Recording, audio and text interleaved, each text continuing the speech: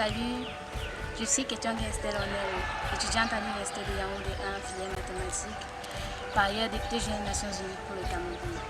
Le thème sur lequel je vais vous entretenir aujourd'hui est l'importance de l'accès à tous aux services d'assainissement et d'eau potable. Quand l'eau manque, la vie manque. À quoi faisait référence ce mot? Tous les êtres humains utilisent l'eau tous les jours de leur vie sur la terre. Aujourd'hui, vous vous êtes levé. Certainement, vous avez pris votre bain, votre petit déjeuner, avec un peu plus de chance, peut-être un verre d'eau. Tout ceci sont les bienfaits de l'eau dans votre vie. Aujourd'hui, la population de plusieurs pays sont obligées de parcourir de longs trajets, faire la queue juste pour avoir quelques récipients remplis d'eau. C'est la raison pour laquelle Den Renswa déclare dans son œuvre Guerre des eaux, politique de la soif, absurdité et inondation que 40% de la population mondiale tire son eau à l'extérieur, c'est-à-dire dans les puits, les mares, les étangs et les lacs. De même, la première question qui nous vient à l'esprit, c'est de savoir si cette eau est potable. Il est important de noter que l'eau potable est une eau douce propre à la consommation humaine. Ce valeureux présage tous baies se rattache encore à une affirmation connue de tous. L'eau, c'est la vie. Si un liquide est une nécessité pour la survie des êtres vivants sur Terre, devrait-il en manquer? La situation est critique.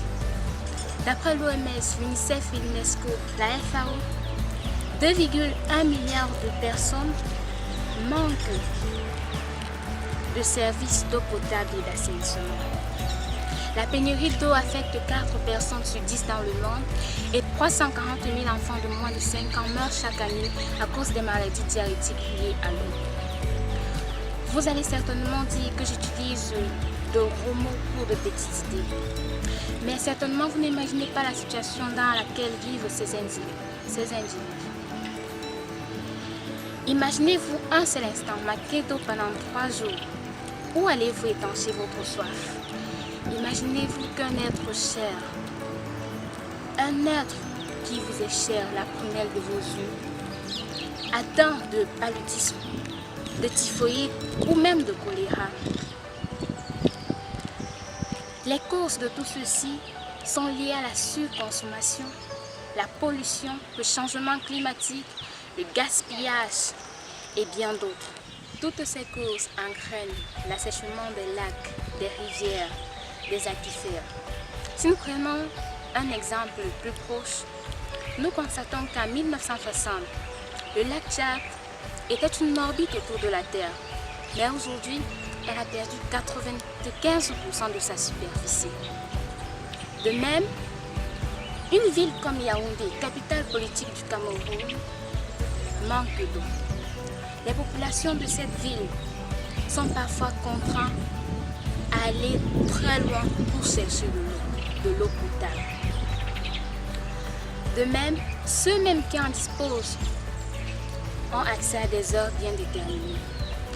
La multidimension de l'eau se voit à travers sa relation avec des ODD comme l'ODD 4 qui est l'éducation, l'ODD 3 qui est la santé, l'ODD 15 qui est l'écosystème, le 13 qui est le changement climatique.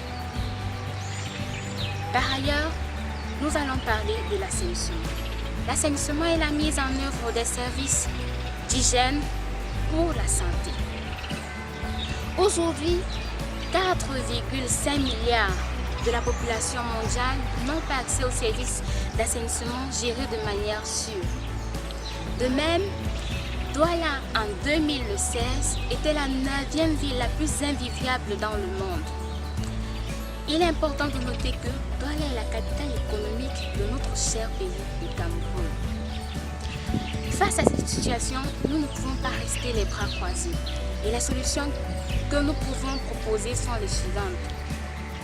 La lutte contre la pollution, la lutte contre le changement climatique, l'investissement dans les infrastructures pour le transfert et la transformation de l'eau, l'investissement dans les infrastructures pour la mise sur pied des moyens d'hygiène.